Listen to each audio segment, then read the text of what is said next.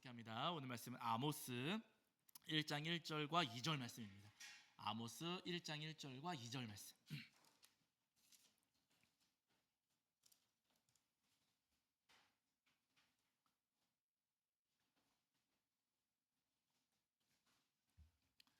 아모스 1장 1절과 2절 말씀.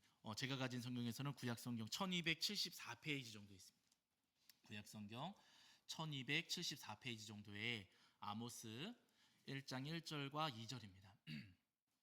아모스 1장 1절과 2절 말씀.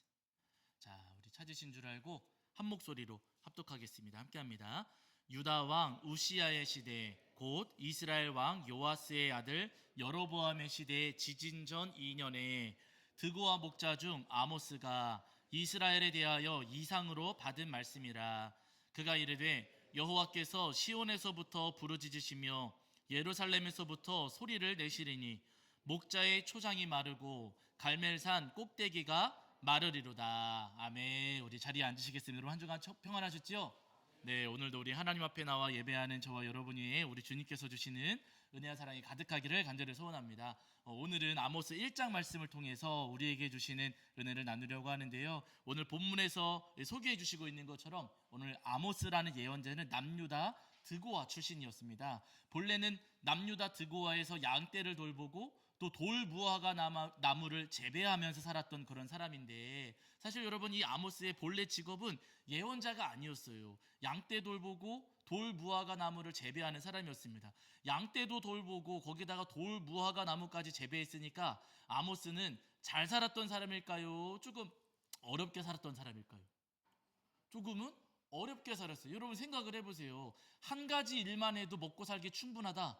그러면 다른 일 할까요? 안 할까요? 또 다른 일. 굳이 할 필요가 없잖아요. 하나만 해도 충분하다 그러면은요, 굳이 또 다른 일 할 필요가 없다는 거예요. 그럼에도 불구하고 아모스가 양떼를 돌보는데 돌무화과 나무까지 재배한다? 그런 것을 볼 때 여러분, 아모스의 삶이 넉넉하고 풍족하기보다는 부족하고 어려운 것이 맞지 않나 생각을 합니다. 굉장히 팍팍하고 어려운 삶을 살고 있었는데, 그런데 이렇게 먹고 살기 바빴던 아모스를 하나님께서 부르셨어요. 하나님께서 예언자로 부르시고서는 남유다 드고아에 살고 있었던 이 아모스를 부르셔가지고 북이스라엘 베델에 보내셔서 말씀을 전하시게 한 겁니다. 아모스가 하나님 말씀을 따라서 북이스라엘 베델에 가서 가만히 보니까, 말씀을 전하면서 보니까, 여러분 북이스라엘 그 베델에는 예언자, 하나님 말씀을 전한다고 하는 예언자가 있었을까요? 없었을까요? 거기에도 사실은 예언자가 있기는 했어요. 저희가 이제 나중에 언젠가 기회가 되면 살펴보실 텐데, 여러분 아모스 7장으로 가시면은 거기에 베델에서 활동하고 있었던 예언자 한 사람이 등장합니다. 그 사람의 이름이 뭐냐면은요, 아마샤예요. 뭐라고요? 아마샤. 아모스가 하나님의 부름을 받아서 베델에 가서 말씀을 전하는데 거기에는 누가 있었다고요? 아마샤가 있었어요. 이름이 굉장히 비슷한 예언자가 북이스라엘 베델 땅에서 이미 말씀을 전하고 있었다는 겁니다. 아모스는 양떼 돌보고 그 돌무화과 나무를 재배하면서 그냥 평범하게 살다가 하나님의 부름을 받았는데, 그런데 베델에 있었던 아마샤는요, 환경이 전혀 달랐어요. 아마샤는 왕궁에 소속한 예언자였습니다. 왕실에 소속한 예언자였고, 왕실에 소속되어 있으니까 받는 사례비가 넉넉했을까요? 조금이었을까요? 넉넉하죠. 아주 풍족한 환경에서 말씀을 전하는 사람이었고, 왕실 예언자라고 하니까 그 배경이 굉장히 좋았던 거예요. 우리식으로 흔히 이야기하면 몇 년 전에 이제 우리가 유행하던 말 가운데 뭐 금수저, 은수저, 흑수저 이런 말 있었잖아요. 아마샤는 금수저, 은수저, 흑수저 가운데 뭐였을까요? 금수저이고, 아모스, 오늘 본문에 나오고 있는 아모스는 금수저, 은수저, 흑수저 가운데 뭐예요? 흑수저예요. 네. 아마샤는 금수저 출신 예언자였고 아모스는 흑수저 출신 예언자였다는 겁니다. 그런데 여러분 중요한 것은 하나님께서 금수저 출신 아마샤와 흑수저 출신 아모스가 있었을 때 하나님께서 선택하시고 하나님께서 말씀을 주신 사람은 누구예요?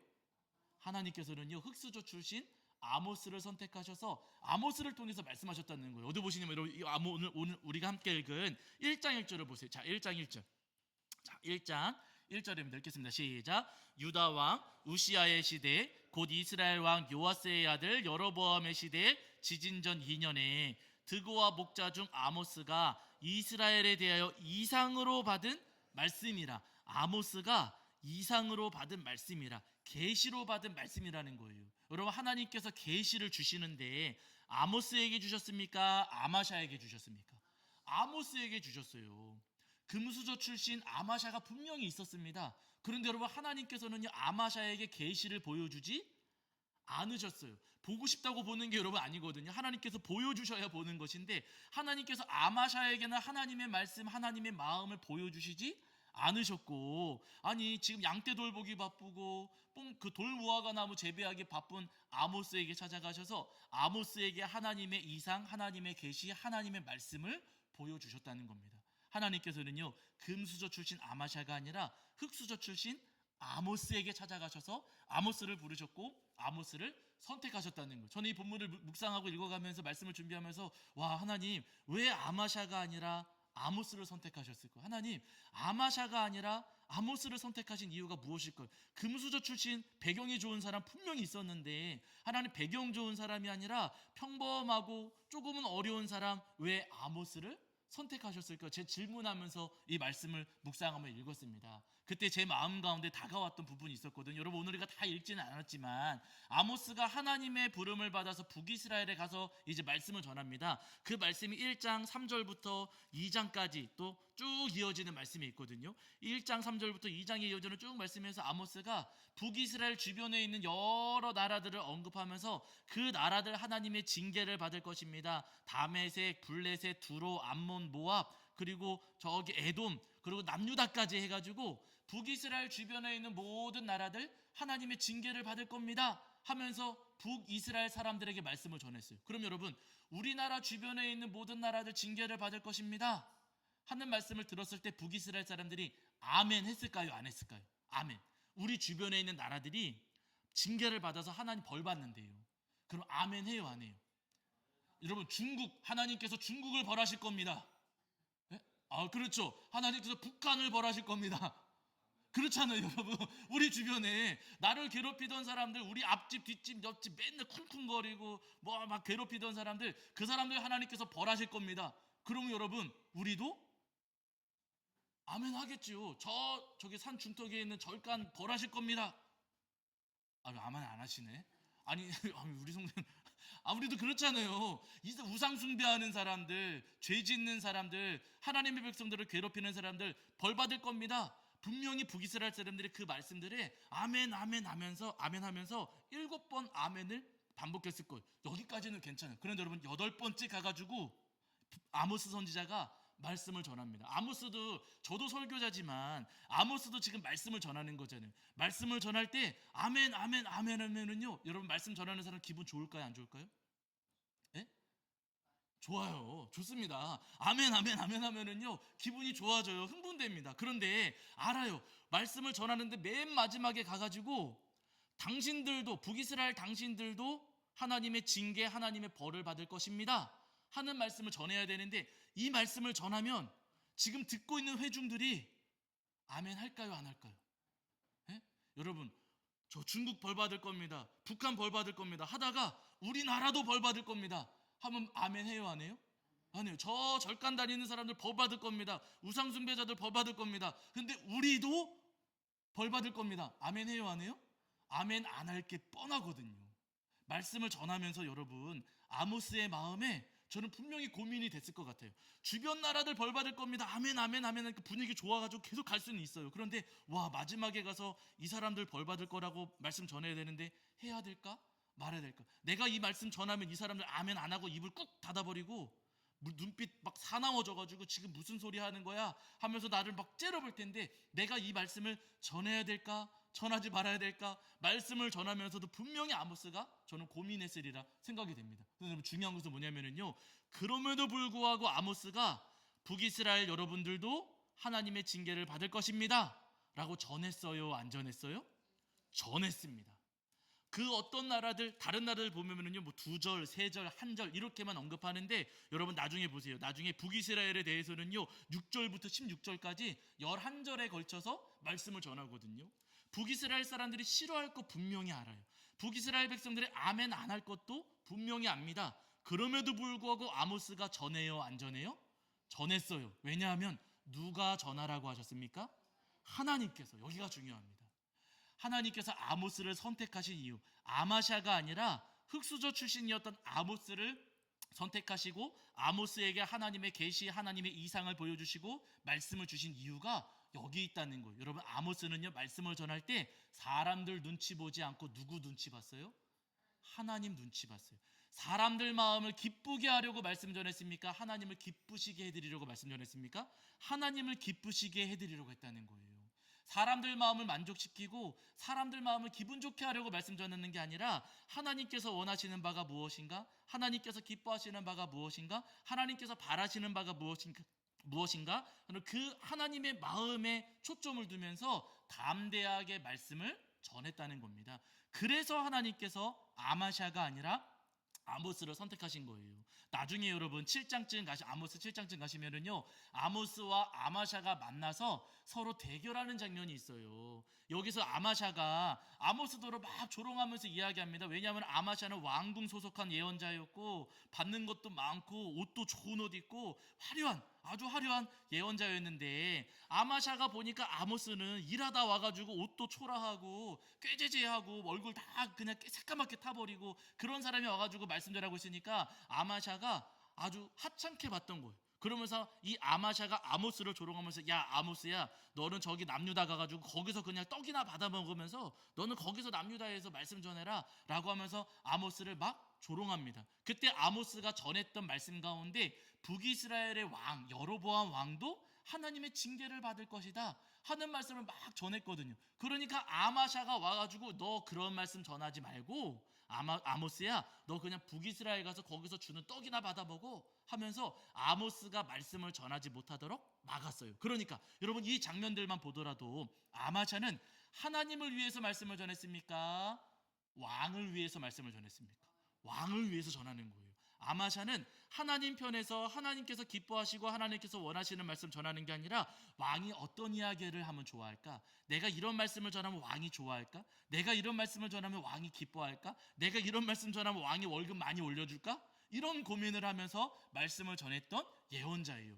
출신은 금수저 출신이었을지는 모르겠지만, 그러나 여러분, 아마샤는요, 하나님 마음이 아니라 사람의 마음에 초점을 두고 사람의 마음을 기쁘게 하려고 말씀을 전했던 예언자라는 겁니다. 아모스와 아마샤가 전혀 달랐어요. 그 가운데 하나님께서는요, 사람의 마음에 초점을 두었던 아마샤는 내버려 두시고 하나님 마음에 초점을 두고 하나님께서 기뻐하신 바를 행하면서 하나님을 존중히 여겼던 아모스를 선택하셔서 아모스에게 은혜를 내려주신 겁니다. 여러분, 우리도 마찬가지입니다. 여러분, 우리는 금수저예요, 흑수저예요? 네? 여러분, 우리 금수저입니까, 흑수저입니까? 우리도 흑수저예요. 여러분, 우리 다 흑수저입니다. 우리 집 배경이 뭐 그렇게 대단하지 않고요. 우리가 뭐 대단하게 막 공부하고 막 방송에 나오고 아니면 어마어마한 권세를 가졌거나, 여러분, 우리 그러지 않아요. 우리도 대부분 흑수저로 살아가고 있어요. 집안이 대단한 거 아니고 학벌이 대단한 거 아니고요. 우리도 아모스처럼 아주 평범한 삶을 살고 있고, 때로는 아모스처럼 팍팍하고 어렵고 힘든 삶을 하루하루 살아가고 있습니다. 그러나 여러분, 괜찮다는 거예요. 내가 금수저 아니고 내가 흑수저여도 괜찮습니다. 내 부모님 배경이 대단하지 않고 내가 공부를 많이 하지 않았고 내가 가진 것도 많이 없고 내가 그렇게 훌륭한 배경 많이 가지고 있지 않아도 주님은 괜찮다고 말씀하세요. 주님께서는 여러분, 우리가 얼마나 많이 벌었느냐, 집이 얼마나 크냐, 얼마나 좋은 차 타고 있느냐, 월급이 얼마나 많느냐, 또 학벌이 얼마나 대단하느냐, 여러분, 주님께서 여기에 관심이 없으셔요. 단 하나도 없으십니다.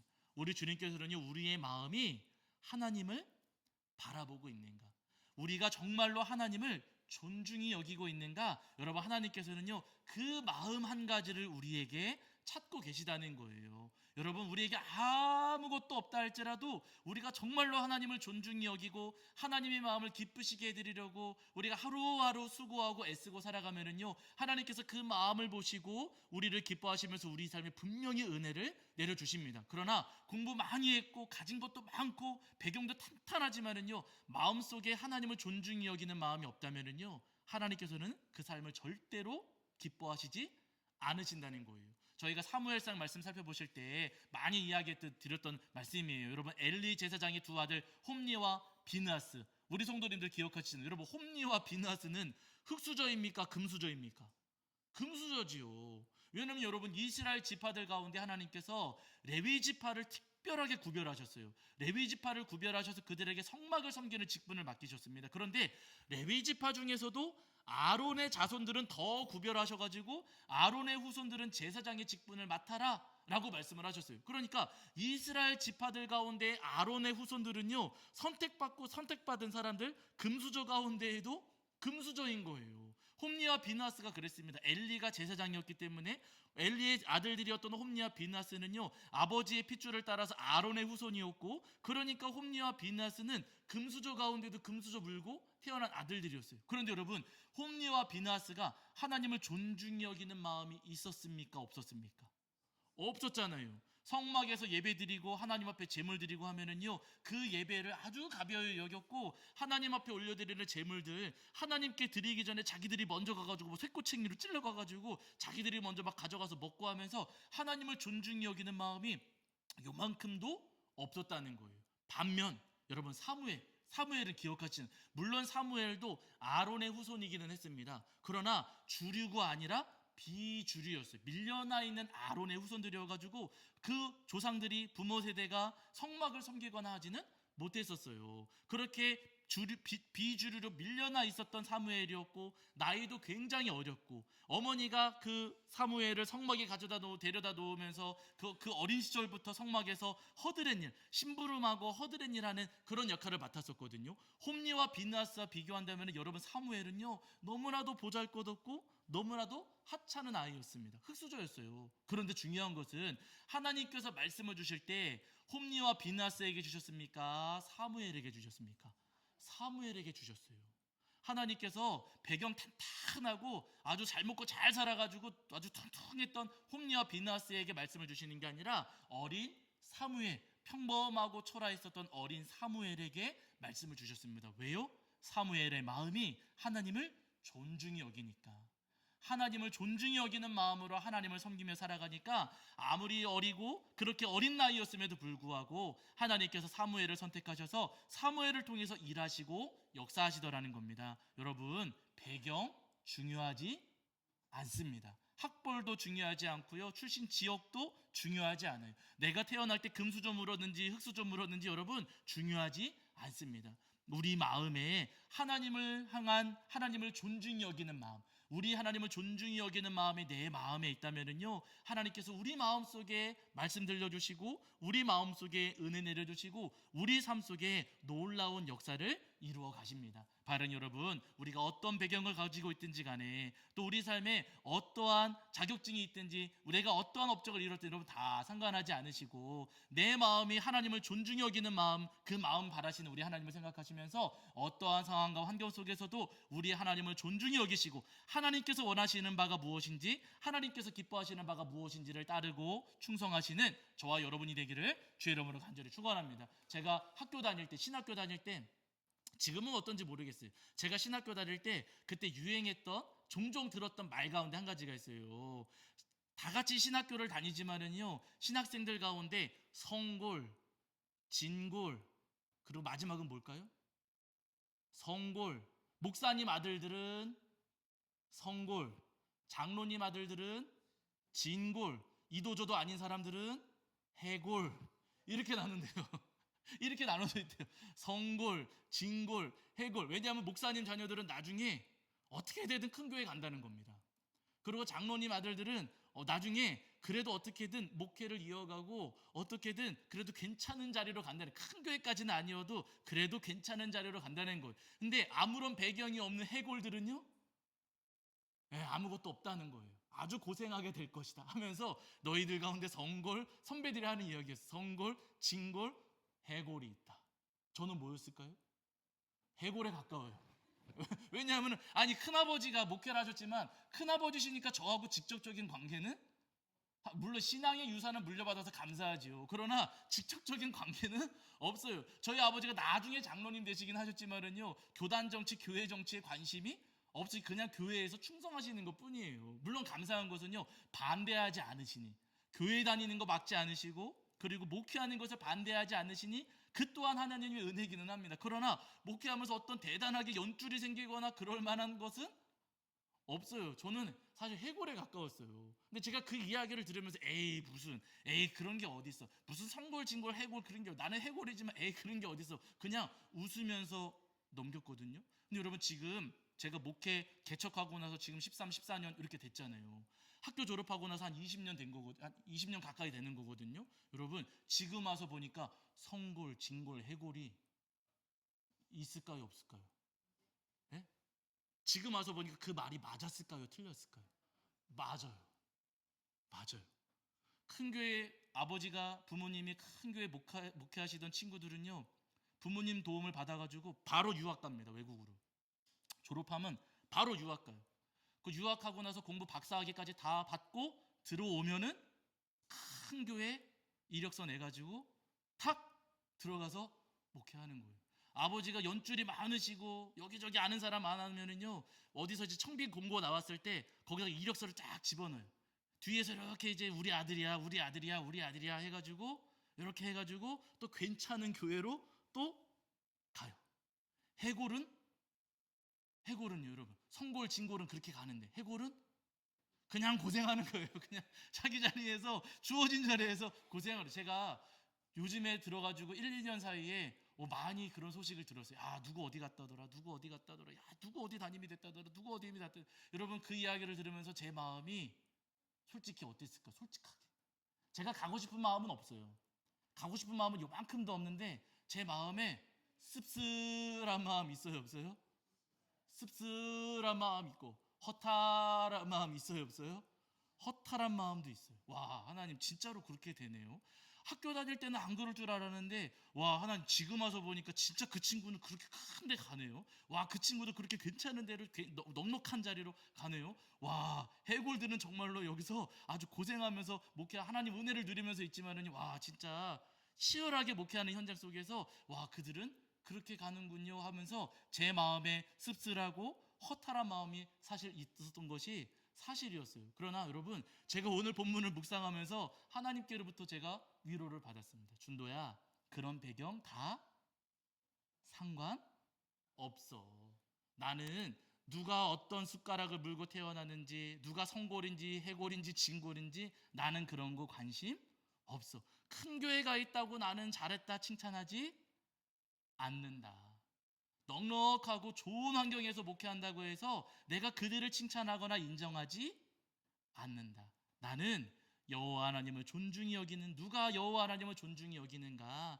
하나님을 존중히 여기고 하나님 말씀을 성실하게 전하고 누가 어떻게 무슨 이야기를 하든지 간에 하나님께서 기뻐하시는 바를 행하려고 하는 이들, 그들을 나는 기뻐하고 그들을 선택하여 그들을 통해서 일한다. 그러니 준도야, 무엇을 불고 태어나는지 성골인지 진골인지 해골인지 거기에 마음 쓰지 말아라 하시면서 위로하시는 마음을 제가 오늘 본문을 묵상하면서 여러분 느꼈습니다. 여러분 우리 모두가 다 마찬가지입니다. 우리가 재산이 재산을 얼마나 많이 모았는지 여러분 주님은요 거기에 관심이 없으세요.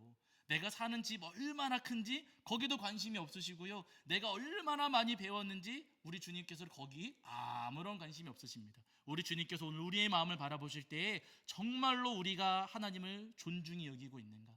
하나님께 우리가 하나님 마음을 기쁘시게 해드리려고 순간순간 애쓰고 노력하고 있는가? 여러분 하나님께서 우리의 그 마음을 원하시고 그 마음을 찾으십니다. 바른 여러분, 우리 삶을 통해서 일하시고 우리에게 베풀어 주실 하나님을 은혜를 소망하시면서 하나님께만 마음을 두시고 우리 하나님을 존중히 여기며 살아가시는 저와 여러분이 되기를 주의 이름으로 간절히 축원합니다. 자, 우리 찬송하시면서 준비하신 예물 봉헌하겠습니다. 찬송 우리 111장입니다. 111장.